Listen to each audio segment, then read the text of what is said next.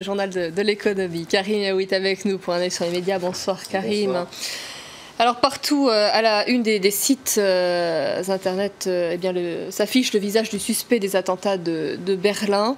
Angela Merkel, elle est toujours autant critiquée aujourd'hui. Alors on va le voir, c'est vrai, l'union nationale a été de courte durée. Dans les premiers moments qui ont suivi l'attentat, tout le monde semblait faire bloc, mais désormais les choses ont changé. Alors ce visage, c'est celui de ce Tunisien de 24 ans, militant islamiste, qui était déjà connu par la police allemande, qui serait arrivé sur le territoire en 2015. Il s'appelle Anis Amri, et c'est vrai qu'il y a, semble-t-il, eu un petit couac avec les autorités tunisiennes, puisque il n'avait pas pu rester sur le territoire, mais comme on n'avait pas réussi à prouver sa nationalité tunisienne, il fallait que les papiers arrivent de Tunisie, eh bien, il est resté sur le territoire. Vous le disiez, Angela Merkel est critiquée, et même au-delà de ses frontières.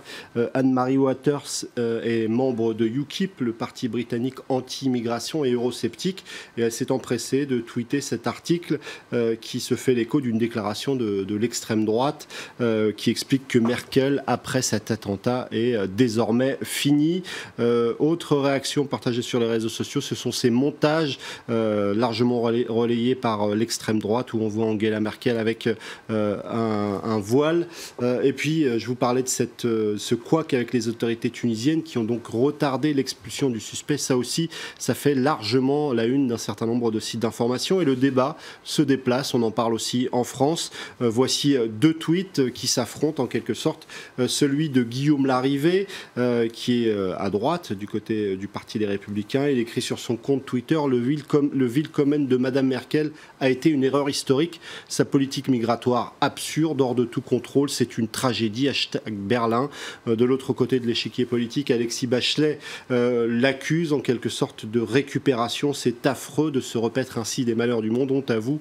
Et solidarité avec la chancelière Merkel. Vous en doutez, du côté de l'extrême droite française, également, on réagit et on instrumentalise tout ça pour faire de la politique intérieure et pour s'attaquer notamment à François Fillon, puisque François Fillon est l'homme à abattre du côté du Front National, avec Florian Philippot qui relaye cette déclaration de Benoît Apparu, un porte-parole de François Fillon. Le lien entre politique migratoire et attentat n'a jamais été établi. Il y a ce dessin partagé sur les réseaux sociaux qui se moque un petit peu du Front National, un dessin signé Nawak où on voit Marine Le Pen expliquer: si je suis élu, je renverrai les camions en camionnie. Une façon de dire que sans doute elle n'a pas plus de solutions que les autres. En tout cas, il y a ce rappel important fait par Pascal Boniface sur les ondes de France Info.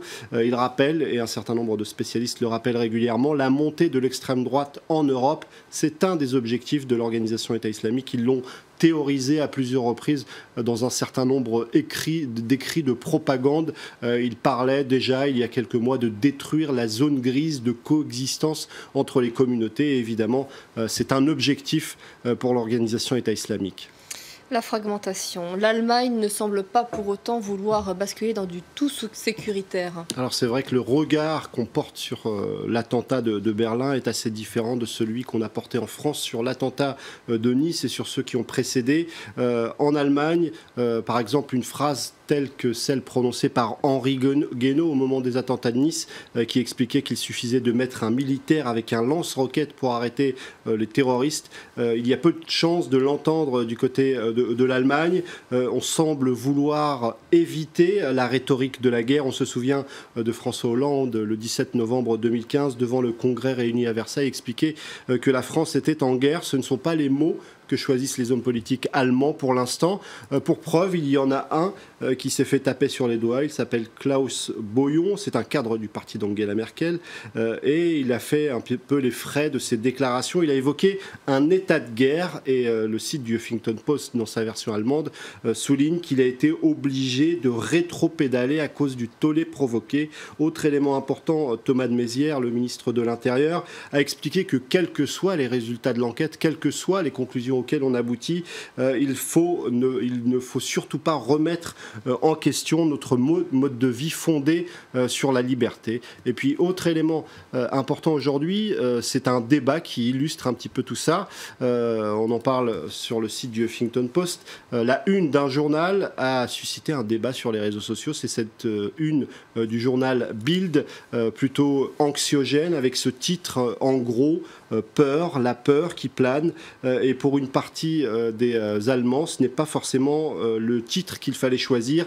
Il y avait pas mal d'internautes qui critiquaient le choix éditorial de ce quotidien allemand. Benedikt Schäfer, par exemple, écrit sur son compte Twitter « Que veulent les terroristes? Que nous soyons terrifiés ?» Qui leur donne un coup de main? Bild avec cette une. Autre réaction du même type, celle de A. Müller sur son compte Twitter.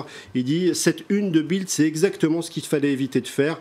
Pour vous tous, ce qui compte, c'est de vendre. » Il interpelle évidemment la rédaction de Bild. Et puis cet internaute a mis face à face deux unes qui étaient à l'antipode l'une de l'autre. Celle de Bild qui titre sur la peur, et puis celle du Berliner Morgenpost qui a choisi un tout autre angle, n'ayez pas peur, accompagné de la photo de ce rassemblement national à la porte de Brandebourg. Oui, la réalité tient en un choix. Merci beaucoup à vous, Karim. Vous restez avec nous dans Paris Direct. Je vous retrouve dans quelques minutes, 22h30, heure de Paris.